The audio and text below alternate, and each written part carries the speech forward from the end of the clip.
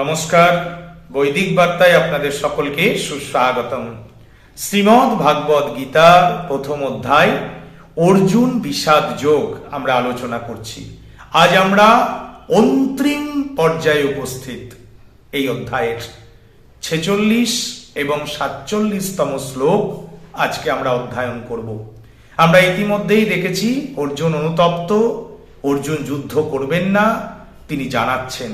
তিনি আরো কি জানাচ্ছেন, তার সিদ্ধান্ত কঠোরভাবে তিনি বলছেন, যদি মাম প্রতিকারম শস্ত্রাং শস্ত্রপা নয় ধ্রাতরাষ্ট্রাণে হন্যস্তনে ক্ষেমতরং ভবেত।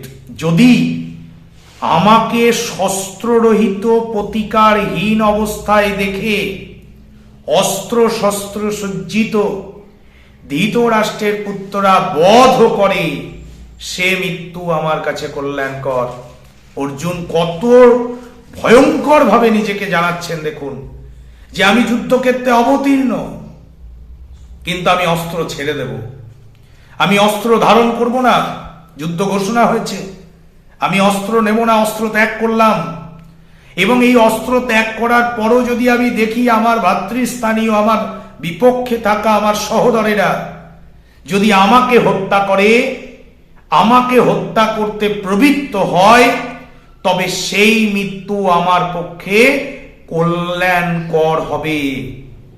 কারণ তিনি বোঝাতে চাইছেন আমি তাদেরকে হত্যা করছি না। আত্মীয় স্বজন বন্ধু বান্ধবদের জীবন আমি যদি অস্ত্র ধারণ না করি তাহলে রক্ষা পাবে, আর এর ফলে কুল রক্ষাজনিত মহাপুণ্য কর্ম আমি অতি সহজেই সেই পুণ্য কর্মের অংশীদার হতে পারবো।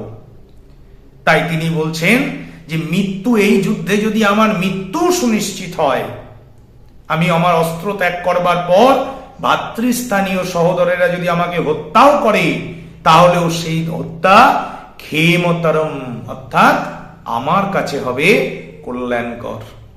ভগবান কৃষ্ণ এত কথা বলার পর অর্জুনকে কি বললেন, কি করলেন তা জিজ্ঞাসিত হওয়ায় সঞ্জয় অর্জুনের অবস্থা জানিয়ে বলছেন 47তম অন্তিম শ্লোক প্রথম অধ্যায়ের।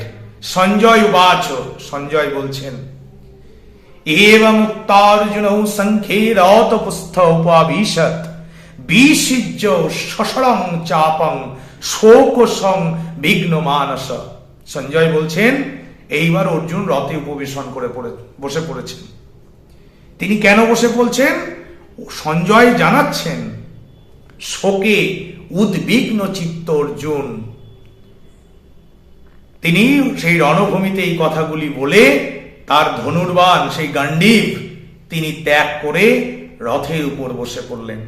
যে আমি অস্ত্র ত্যাগ করলাম, এই যুদ্ধে যদি আমার সহোদর এরা যদি আমাকে হত্যাও করে, তাহলেও আমি আমার কুল হত্যার কারণে, আমি তাদের বিরুদ্ধে অস্ত্র না ধরার কারণে আমার কুল রক্ষা পাবে, আর তার দ্বারা আমি পুণ্য অর্জন করব।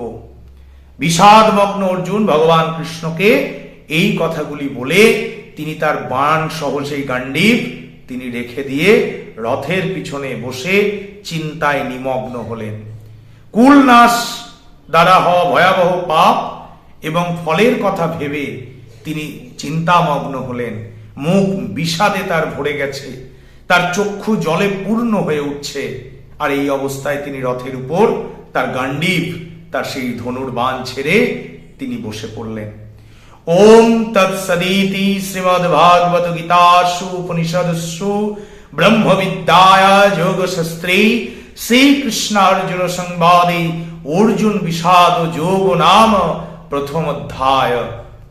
প্রত্যেক অধ্যায়ের সমাপ্তিতে ভগবান এই উপনিষদ শ্রীমদ্ ভাগবত গীতা, তার মাহাত্ম্য এবং তার যে এটিও উপনিষদের একটি অংশ বলে তিনি উল্লেখ করেছেন।